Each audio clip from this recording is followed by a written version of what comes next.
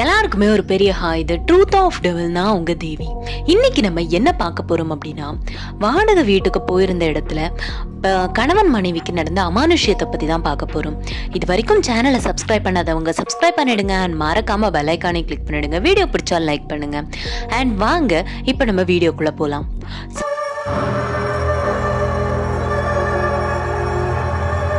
இது எங்க நடந்துச்சு அப்படின்னு பாத்தீங்கன்னா, திருச்சியில 2015 மாலதி சண்முகம்ன்ற கணவன் மனைவிக்கு நடந்த அமானுஷ்யம் தான் இது. இவங்க ரெண்டு பேத்துக்கும் சொந்த ஊர் திருச்சியான்னு கேட்டா கிடையாது. இவங்க ரெண்டு பேத்துக்குமே சொந்த ஊர் விருதுநகர். இந்த சண்முகம் அப்படின்றவர் ஐடில ஒர்க் பண்ணிட்டு இருக்காரு. ஸோ அதனால அவர் காலேஜ் முடிச்ச உடனே இங்க இவருக்கு இங்க ஒர்க் கிடைச்சதுனால இங்க வந்துட்டாரு. அதுக்கப்புறமா கல்யாணம் முடிஞ்சதுக்கு அப்புறமா இங்க தான் இருக்கிறாங்க திருச்சியில. அண்ட் திருச்சியில அவங்களோட வீட்டுல இருந்து அவங்களோட ஒர்க் பிளேஸ்க்கு போகணுன்னா கிட்டத்தட்ட இவங்களுக்கு ரொம்ப லாங் டிஸ்டன்ஸ் அப்படின்றதுனால ரொம்ப தூரம் டிராவல் பண்ணி தான் போகணுன்றதுனால இவங்க ரொம்ப நாளாவே பக்கத்துல எங்கேயாவது வீடு கிடைக்குமான்னு சர்ச் பண்ணிக்கிட்டே தான் இருந்திருக்கிறாங்க. அப்படி இருந்த இடத்துல தான் அவங்களுக்கு ஒரு இடத்துல வீடு கிடைக்குது. அங்கேருந்து ஆஃபீஸ் கொஞ்சம் பக்கம். எந்த அளவுக்கு அப்படின்னா கிட்டத்தட்ட ஒரு 10 or 15 மினிட்ஸில் ஆஃபீஸ்க்கு போயிடலாம். இப்போ இவங்க இருக்கிற இடத்துலேருந்து கிட்டத்தட்ட 1 hour கிட்ட போகணும் அப்படின்னா அங்கேருந்து ஒரு 10 to 15 மினிட்ஸ்க்குள்ளே ஆஃபீஸ்க்கு போயிடலாம். அந்த மாதிரியான ஒரு இடம் தான். ஸோ அந்த மாதிரியான இடம்ன உடனே இவங்களுக்கு அந்த மாதிரி ஒர்க் இடம் கிடைச்சிருச்சுன்னா நமக்கு ஒர்க் போகிறதுக்கு ஈஸியாக இருக்குமேன்னு சொல்லிட்டு இந்த மாலதி சண்முகம் 2 பேருமே அந்த இடத்துக்கு ஷிஃப்ட் ஆகலாம் அப்படின்னு சொல்லிட்டு முடிவு பண்ணிடுறாங்க. ஸோ அப்படி ஷிஃப்ட் ஆகும்போது மாலதிக்கு எந்த ஒர்க்கும் கிடையாது. அவங்க ஹவுஸ் ஒய்ஃப் தான். சண்முகம் மட்டும்தான் ஒர்க்கிங் பர்சன். ஸோ அதனால அவங்க ஆல்ரெடி இருந்ததும் வாடகை வீடு. அவங்களோட சொந்த ஊர் விருதுநகர் அப்படின்றதுனால இங்க அவங்க சொந்த வீடு எதுவுமே எடுக்கல, வாடகை வீட்டில் தான் இருந்திருக்காங்க. ஸோ இந்த வாடகை வீட்டில இருந்து அந்த வீட்டுக்கு போய் பார்த்துருக்குறாங்க. அந்த வீட்டை பத்தி சொல்லணும்னா நல்லா ஒரு பெரிய ஹால் அண்ட் 1 bedroom அண்ட் பக்கத்துலேயே சாமி ரூம் ஒன்று இருக்கு அண்ட் கிச்சனுமே நல்லா பெருசா இருந்திருக்கு. அது மாடி வீடு அந்த மாதிரி. ஸோ அங்க பக்கத்துலேயே 2-3 வீடுமே இருந்திருக்குது. ஆனா ஒரு வீடு அதுல நல்லா பூட்டி இருக்குது. மற்ற 2 வீடும் கொஞ்சம் தூரத்துல இருக்குது. அதாவது கிட்டத்தட்ட அந்த சரௌண்டிங்ல ஒரு 4 வீடு இருக்குது. அதுக்கப்புறம் கொஞ்சம் கொஞ்சம் தள்ளி அந்த மாதிரி தான். ஸோ அப்படி இருக்கிற இடத்துல இவங்க வீட்டுக்கு பக்கத்துலயே ஒரு வீடு இருக்கு. அந்த வீடு பூட்டி தான் இருக்குது. அண்ட் இவங்களுக்கு கொஞ்சம் தூரம் தள்ளி தான் மற்ற 2 வீடுமே இருக்கு. இவங்க ஹஸ்பண்ட் அண்ட் ஒய்ஃப் அந்த ஹவுஸ் ஓனர் கிட்ட பேசுறாங்க. அந்த இடத்துக்கு அந்த வீடு நல்ல ஓரளவுக்கு பெருசா 2 பேர்த்த விடவுமே ஒரு 4-5 பேர் தங்குற மாதிரி தான் அந்த வீடு இருக்கு. ஆனா வாடகை கம்மியா தான் இருக்கு. அதை கேட்கும்போது இல்ல இது அவுட்டர்ல இருக்குல்ல அந்த மாதிரி ஏதோ சொல்லி சமாளிச்சிருக்கிறாங்க ஹவுஸ் ஓனர். அதையுமே இவங்க 2 பேரும் பெருசா எடுத்துக்கல. சரி நமக்கு வாடகை கம்மியா கிடைக்குது, இதுக்கு மேல என்ன வேணும் அப்படின்னு சொல்லிட்டு இந்த மாலதி சண்முகம் இவங்க 2 பேருமே இங்க ஷிஃப்ட் ஆகலாம் அப்படின்னு சொல்லிட்டு முடிவு பண்ணிருக்காங்க. அப்படி இருக்கும்போது அந்த பக்கத்து வீட்டை பத்தி கேக்குறாங்க மாலதி. இந்த மாதிரி இந்த வீடு ஏன் ரொம்ப நாளா பூட்டி இருக்கிற மாதிரி இருக்குது அப்படின்னு சொல்லிட்டு. ஏன்னா அந்த வீட்டை பார்க்கும் போதே தெரியும். இப்ப நமக்கு சில வீடுகளை பார்க்கும் போதே தெரியும்ல அந்த வீடு ரொம்ப நாள் பூட்டி இருக்குதுன்னு, கொஞ்சம் அழுக்கடைஞ்சு பாழடைஞ்சு போன மாதிரி இருக்கும்ல. ஸோ அந்த மாதிரியான ஒரு தோற்றத்துல தான் இருந்திருக்குது அந்த வீடு. அந்த வீட்டை கேட்கும்போது இல்ல அந்த வீட்டுல முன்னாடி ஆளுங்க இருந்தாங்க, பட் அதுக்கப்புறமா நிறைய ப்ராப்ளம்ஸ் வந்துருச்சு. அதுல அந்த வீட்டுல நிறைய ஹவுஸ் ஹோல்ட் ப்ராப்ளம், அதாவது எலக்ட்ரானிக்ஸ் ப்ராப்ளம் அந்த மாதிரி நிறைய திரும்ப வந்துகிட்டே இருக்குது. அதனால தான் நாங்கள் அந்த வீட்டை யாருக்குமே வாடகைக்கு விடலை அப்படின்னு சொல்லி இருக்கிறாங்க. இவங்களும் அப்படியா அப்படின்னு சொல்லிட்டு சரி நமக்கு எதுக்கு அந்த கதை அப்படின்னு சொல்லிட்டு பெருசாக அவங்க எதுவும் எடுத்துக்கல. அப்படியே சரின்னு சொல்லிட்டு ஒரு 2 நாள் கழிச்சு அவங்க திரும்ப பால் காய்ச்சதுக்காக இந்த வீட்டுக்கு வந்திருக்கிறாங்க மாலதியும் சண்முகமும். அப்படி பால் காய்ச்சி அந்த பாலை எடுத்துட்டு போய் பக்கத்து வீட்டுக்காரங்களுக்கு கொடுத்துட்டு வரலாம் அப்படின்னு சொல்லிட்டு மாலதி 2 டம்ளர்ல பால் எடுத்துட்டு அங்க போயிருக்கிறாங்க. எங்கன்னா இவங்க வீட்டுல இருந்து ஒரு கொஞ்சம் தூரம் தள்ளி ஒரு 2 வீடு இருக்குன்னு சொன்னல, அந்த வீட்டுக்கு இவங்க பால் எடுத்துட்டு போயிருக்கிறாங்க. அப்படி கொடுக்கும் போதுதான் சொல்றாங்க நாங்க இந்த மாதிரி பக்கத்து வீட்டுக்கு தான் வந்திருக்கோம் அப்படின்னு சொல்லும்போது எந்த வீட்டுக்கு அப்படின்னு அவங்க கேக்குறாங்க. இந்த மாதிரி நீங்க ஏதோ இருக்குல்ல இந்த வீடு அப்படின்னு சொல்லிட்டு வீட்டை காமிச்சு கொடுக்கும்போது அவங்களுக்கு ஒரு மாதிரி அவங்க முகத்துல ஒரு மாதிரி ஒரு பயம் தெரியறத மாலதி நோட் பண்றாங்க. என்ன ஆச்சு அப்படின்னு கேட்கும்போது இல்ல அதெல்லாம் ஒண்ணும் இல்ல, அந்த வீட்டை பத்தின எல்லா விஷயமும் தெரிஞ்சுதானே வந்திருக்கீங்க அப்படின்னு சொல்லும்போது என்ன விஷயம் அப்படின்னும் போது இல்ல அந்த பக்கத்து வீட்டை பத்தினது அப்படின்னும் போது எல்லாம் எனக்கு தெரியும், அவங்க சொல்லியிருக்காங்க ஹவுஸ் ஓனர் அப்படின்னு சொல்லியிருக்காங்க. இவங்க எதை நினைச்சு சொல்றாங்க அப்படின்னா அந்த ஹவுஸ் ஹோல்டு ப்ராப்ளம்ஸ்னால அந்த வீட்டை வாடகைக்கு விடாம வச்சிருக்காங்கல்ல, ஸோ அதை பத்தி சொல்றாங்க அப்படின்னு மாலதி நினைச்சிருக்கிறாங்க. ஆனா அவங்க சொல்ல வந்த விஷயமே வேறன்றது மாலதிக்கு லேட்டரா தான் புரிஞ்சிருக்கு. அதுக்கப்புறமா இவங்க பாலெல்லாம் கொடுத்துட்டு அதுக்கப்புறம் அவங்க வீட்டுக்கே மறுபடியும் வந்துட்டாங்க. சண்முகமும் வழக்கம் போல அவங்க ஒர்க்குக்கு போக ஆரம்பிச்சிட்டாங்க. இவங்க வந்து கொஞ்சம் தூரத்துல இருந்து அவ்வளோ பொருளையும் எடுத்துட்டு வந்திருக்காங்க. ஸோ அதனால அரேஞ்ச் பண்ணணும்ல. ஸோ இப்போதான் ஃபர்ஸ்ட் டைம் அரேஞ்ச் பண்ற என்னென்ன எங்கெங்கெல்லாம் வைக்கலாம் அப்படின்னு சொல்லிட்டு அரேஞ்ச் பண்ணிட்டே இருக்கும்போது தான் அவங்களுக்கு வந்து ஏதோ அப்நார்மலாகவே ஃபீலாக இருக்குது. ஏன் அப்படின்னா இவங்க வந்து இவங்களோட வீட்டை பற்றி சொல்லணும்னா இவங்களோட வீடு வந்து கொஞ்சம் சாமி ஆடுற மாதிரி உள்ள ஃபேமிலி, பூசாரி ஃபேமிலின்னு சொல்லுவாங்கள்ல, அந்த மாதிரி. இவங்களுக்கு வந்து ஊரில் கோவில் இருக்குது. முனீஸ்வரர், காவல் தெய்வம் முனீஸ்வரர் தான் இவங்களோட குலதெய்வம். அங்கே இருக்கக்கூடிய பூசாரி தான் இவங்களோட அப்பா. அப்படின்றதுல இவங்களுக்கும் அந்த தெய்வ அருள் வந்து கொஞ்சம் இருக்கும். அப்போ எப்பமாவது சாமி ஆடுறது அந்த மாதிரி. இவங்களோட சாமி வந்து எப்படி வரும்னா அந்த பேச்சியம்மன்னு சொல்லுவாங்கள்ல, அந்த சாமி வந்து இவங்களுக்கு வரும் இவங்களோட ஊருக்கு கோவில்ல. ஸோ அப்படின்ற பட்சத்தில் இவங்களுக்கு வந்து ஏதோ அப்நார்மலாக ஃபீல் ஆகிருக்குது. இவங்க அங்கே அந்த வீட்டில் இருக்கும்போது ஏதோ ஒன்று அப்படி ஃபீல் ஆகின உடனே இவங்க வந்து அதை ஃபஸ்ட்டு பெருசாக எடுத்துக்கல. சரி, வாடகை வீட்டுக்கு வந்திருக்கிறோம், இந்த மாதிரி ஏதாவது நடக்கிறது சகஜம் தானே அப்படின்னு சொல்லிட்டு அவங்களோட அந்த ஹவுஸ் ஹோல்டு அந்த திங்ஸ் எல்லாமே எடுத்து வச்சுட்டு இருக்காங்க. அவங்க ஒர்க்ஸ் எல்லாமே பண்ணிட்டு இருக்கும்போது ஏதோ ஒரு சின்ன குழந்தை அங்கேயும் இங்கேயும் ஓடுற மாதிரி இவங்களுக்கு தெரிஞ்சிருக்குது. எங்கடா இது சின்ன குழந்தை ஓடுதுன்னு. ஏன்னா இவங்களுக்கு கல்யாணம் ஆனதுலேருந்து இவங்களுக்கு கல்யாணம் ஆகி கிட்டத்தட்ட ஒரு 1 year தான் இருக்கும். ஸோ அவங்களுக்கு இன்னும் குழந்தை இல்லை. அப்படின்ற பட்சத்தில் திடீர்னு ஒரு குழந்தை அங்கேயும் இங்கேயும் ஓடுற மாதிரி இவங்களுக்கு தெரிஞ்சிருக்குது. இவங்களும் வெளியெல்லாம் வந்து பார்க்குறாங்க. ஆனால் எந்த குழந்தையுமே இவங்க பார்க்க முடியல. ஆனால் இவங்களுக்கு ஃபீல் ஆகிருக்குது. அதாவது சட்டு சட்டுன்னு ஓடுறது, அப்புறம் அந்த சிரிப்பு சத்தம், அந்த குழந்தைங்களுக்கே உண்டான ஒரு சிரிப்பு சத்தம்லாம் இருக்கும்ல, அந்த மாதிரிலாம் இவங்களுக்கு கேட்டிருக்கு. இது எதுவுமே நைட்டில் நடந்ததில்லை, இது எல்லாமே பகலில் அவங்களோட வீட்டில் ஒரு 12 o'clock போல் அவங்க எல்லாத்தையும் அரேஞ்ச் பண்ணிட்டு இருக்கும்போது நடந்தது தான் இது. பார்த்துட்டு இருக்கும்போது அவங்க யோசிச்சிருக்காங்க, என்னடா இது, இங்கே சின்ன பசங்க யாரு, ஒருவேளை அவங்க வீட்டுல இருந்து, அதாவது காலையிலே பால் கொடுக்க போயிருந்தாங்கல்ல, அவங்க வீட்டுல இருந்து யாராவது குழந்தைங்க வந்திருப்பாங்க அப்படின்னு நினைச்சிட்டு விட்டுட்டாங்க. சாயங்காலம் போலவும் அவங்க பக்கத்து வீட்டுல போய் விசாரிக்கிறாங்க. இந்த மாதிரி சின்ன குழந்தை ஓடி வந்துச்சே, உங்க வீட்டுல உள்ள குழந்தையா அப்படின்னு கேட்கும்போது அந்த 2 வீட்டுக்காரங்களுக்குமே ஒரு மாதிரி அதிர்ச்சி ஆயிடுச்சு. ஏன்னா அந்த 2 வீட்டுக்காரங்களுக்குமே சின்ன குழந்தைங்க கிடையாது. அதாவது நான் என்ன சொல்ல வரேன்னா, அவங்க 2 வீட்டுக்காரங்களுமே கொஞ்சம் ஏஜ்டான பர்சன்ஸ் தான். அவங்களோட பசங்க எல்லாமே வளர்ந்துட்டாங்க. எல்லாருமே காலேஜ் படிக்கிற ஸ்டேஜ்ல இருக்கவங்க தான். ஸோ அந்த பக்கத்துல வந்து சின்ன குழந்தைங்க யாருமே கிடையாது. ஆனா அதை கேட்ட உடனே, இந்த மாதிரி சின்ன குழந்தை சத்தம் கேட்டுச்சுன்னு சொன்ன உடனே அதை வந்து அந்த பக்கத்து வீட்டுக்காரங்களுக்கு ஒரு மாதிரி ஒரு பயத்தையே கொடுத்துருச்சு. இவங்க மாலத்தி வந்து ரொம்ப நார்மலா தான் சொன்னாங்க, யாராவது வந்து விளையாடி இருப்பாங்களா இருக்கும் அப்படின்னு சொல்லிட்டு. ஆனா அவங்களுக்குள்ள ஒரு பயம் வந்து வந்துருச்சு. அதுக்கப்புறமா ஆனா அவங்க வந்து எதை பத்தியுமே மாலத்தி கிட்ட சொல்லல. ஓ அப்படியா அப்படின்னு சொல்லிட்டு விட்டுட்டாங்க. அதுக்கப்புறமா அன்னைக்கு ராத்திரி மாலத்தையும் சண்முகமும் சாப்பிட்டுட்டு படுத்திருக்கிறாங்க. அப்படி படுத்திருக்கும் போது அந்த பக்கத்து வீடு இருக்குல்ல, அந்த பக்கத்து வீட்டுல இருந்து ஏதோ ஒரு மாதிரி, இப்போ 2 பேர் சண்டை போட்டா எப்படி சத்தம் கேட்கும், அந்த மாதிரி ஏதோ சத்தம் கேட்கறத வந்து மாலத்தி வந்து ஃபீல் பண்ணியிருக்காங்க. என்ன இது ஒரு மாதிரி என்னெல்லாமோ சத்தம் கேட்குது அப்படின்னு சொல்லிட்டு. அப்போ அவங்க ஏதோ கணவரும் மனைவியும் வந்து பயங்கரமா சண்டை போடுற மாதிரி அந்த மாதிரி சத்தம் வந்து மாலத்திக்கு வந்து கேட்டுக்கிட்டே இருந்திருக்கு. கேட்டுக்கிட்டே இருந்த உடனே கொஞ்ச நேரத்துல அவங்க சண்முகம் அவங்களோட கணவரையும் எழுப்புறாங்க. எழுப்பிங்க, இந்த பாருங்க உங்களுக்கு ஏதாவது சத்தம் கேட்குதான்னு. அந்த நேரத்துல அந்த சத்தம் எல்லாமே அமைதியாயிடுச்சு. எனக்கு இந்த சத்தமும் கேட்கலையே மாலத்தி, என்ன சொல்ற, நீ ஒழுங்கா படுத்து தூங்கு அப்படின்னு சொல்லும்போது ஒருவேளை சண்டை போட்டு முடிச்சிருப்பாங்களா இருக்கும்னு சொல்லிட்டு மாலத்தி அதையுமே பெருசா எடுத்துக்காம அவங்களும் அப்படியே தூங்கிட்டாங்க.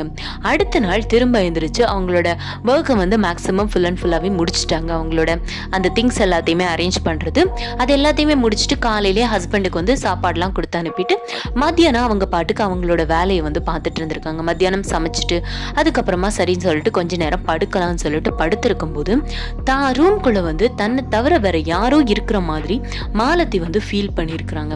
நான் ஏற்கனவே சொன்ன மாதிரி மாலத்திக்கு வந்து கொஞ்சம் அந்த பக்தி, அந்த சாமி ஆட்டம் கொஞ்சம் வரும், அருள் அம்மா பேச்சி அம்மனோட அருள் இருக்கு அப்படின்றதுனால அவங்களுக்கு ரொம்ப தெளிவாகவே ஃபீல் ஆகுது தன் கூட வந்து யாரோ இருக்கிறாங்க அப்படின்னு சொல்லிட்டு.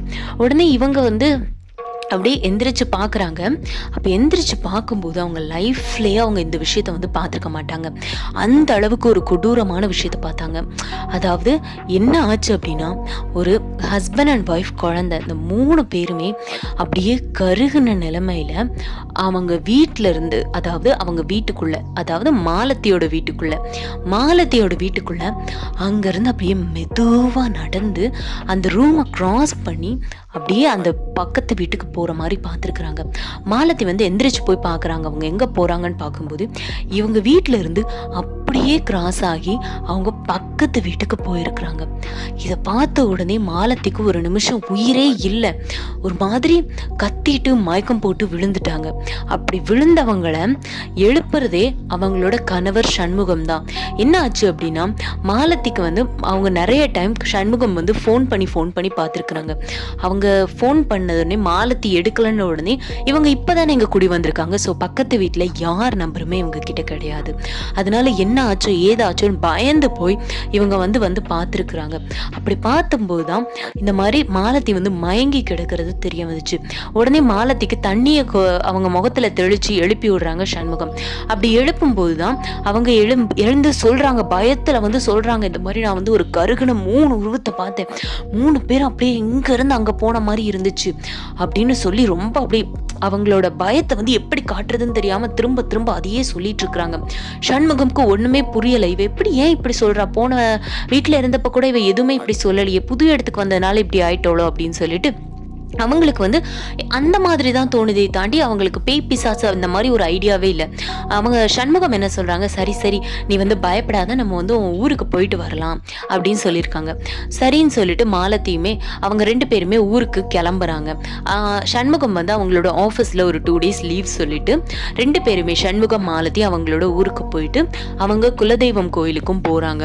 அப்படி குலதெய்வம் கோயிலுக்கு போனப்பதான் அவங்களோட அப்பா அந்த பூசாரி இருக்காங்கல்ல, அவங்களுக்கு வந்து அந்த சாமியோட அருள் வருது, முனீஸ்வரரோட அருள் வந்து சொல்றாங்க, என் பிள்ளைய வந்து அந்த கெட்ட ஆவிங்க வந்து பிடிக்க பார்த்துருக்குது, அதை பிடிக்க முடியாம தான் அந்த ஆவிங்க வந்து இவ வீட்டையே சுத்தி சுத்தி வருதுன்னு சொல்லியிருக்கிறாங்க. அதாவது அந்த ஆவிகள் வந்து இந்த பெண்ணை, அதாவது மாலத்திய வந்து ஆக்கிரமிக்க பார்த்துருக்கு. அப்படி ஆக்கிரமிக்க முடியாம அது வந்து ஏன்னா இவங்க வந்து ஆல்ரெடி சாமி ஆடக்கூடியவங்க, இவங்க உடம்புக்குள்ள வந்து சாமி இருக்கு, அதனாலதான் இவங்க வீட்டையே அது சுத்தி சுத்தி வந்திருக்குது அப்படின்னு. இப்ப கூட அந்த ஆத்மாக்கள் வந்து வெளியே தான் நிக்குது, உங்க பின்னாடியே தான் அது வந்திருக்குன்னு சொல்லவும் ஒரு நிமிஷம் மாலத்திக்கும் சண்முகத்துக்கும் அவங்க உயிரே இல்லைன்னு சொல்லலாம், அந்த அளவுக்கு நடுக்கத்திலேயே இருந்திருக்கிறாங்க அவங்க 2 பேரும். ஏன்னா இப்படி ஒரு சம்பவத்தை வந்து சண்முகம் வந்து நம்பவே இல்லை. மாலத்தி தான் ஏதோ சைக்கலாஜிக்கலா பாதிக்கப்பட்டிருக்காங்க, அந்த மாதிரி சரி நம்ம ஊருக்கு கூட்டிட்டு போய் திருநீர் போட்டா சரியா போயிடும் அப்படிதான் நினைச்சிருக்கிறாங்களே தாண்டி இந்த மாதிரி பேய் பிசாசு பத்தி அவங்க நினைக்கவே இல்லை. அப்பதான் இந்த பூசாரி சொல்லவும் சண்முகத்துக்குமே ரொம்ப பயம் கொடுத்துருச்சு. அப்போ என்னமோ ஒன்று இருக்கு அப்படின்னு சொல்லிட்டு உடனே சாமிகிட்ட என்ன பண்ணணும் அப்படின்னு கேட்கும்போது, நீங்கள் அந்த இடத்த விட்டு போயிடுறது தான் உங்களுக்கு நல்லது, அது இதுக்கு மேற்பட்டு அது வந்து அதோட ஆக்கிரமிப்பில் அந்த இடம் வந்து இருக்குது, நீங்கள் 2 பேரும் அங்கே இருக்கிறது நல்லதே கிடையாது அப்படின்னு அந்த பூசாரி வந்து சொல்கிறாங்க. பூசாரி சொல்லவும் இவங்களும் சரி அப்படின்னு சொல்லிட்டு கிளம்பலாம் அப்படின்னு சொல்லிட்டு ஒரு முடிவுக்கு வந்து வந்துடுறாங்க. அப்படி கிளம்பலான்னு சொல்லிட்டு அந்த நேரத்துல அவங்க அந்த விருதுநகர்ல இருந்து திருச்சிக்கு அவங்க வரும்போது அவங்க வந்து பைக்ல பஸ் ஸ்டாண்ட் வரைக்கும் வந்திருக்கிறாங்க. அவங்க கூட அவங்க ஃப்ரெண்ட்ஸும், அதாவது இந்த சண்முகம் அவங்களோட ஃப்ரெண்ட்ஸ் வந்து பைக்ல அந்த பஸ் ஸ்டாண்ட் வரைக்கும் கூட்டிட்டு வரலாம் அப்படின்னு சொல்லிட்டு அவங்க 2 பேரும், அதாவது மாலதியும் சண்முகமும் ஒரு பைக்ல, மற்ற 2 ஃப்ரெண்ட்ஸும் இன்னொரு பைக்ல வந்துட்டு இருக்காங்க. அப்படி வந்துட்டு இருக்கும்போது கரெக்டாக ஒரு அந்த குட்டி யானைன்னு சொல்லுவாங்க, அதாவது அந்த லோட் லாரின்னு நினைக்கிறேன், ஐ திங்க் அது எப்படி சொல்லுவாங்கன்னு தெரியாது உங்கள் ஊர்லலாம், அது வந்து ஒரு சின்ன லாரி மாதிரி தான் இருக்கும், சின்ன டெம்போ மாதிரி. ஸோ அதில் இடித்து 2 பேருமே கீழே விழுந்துடுறாங்க.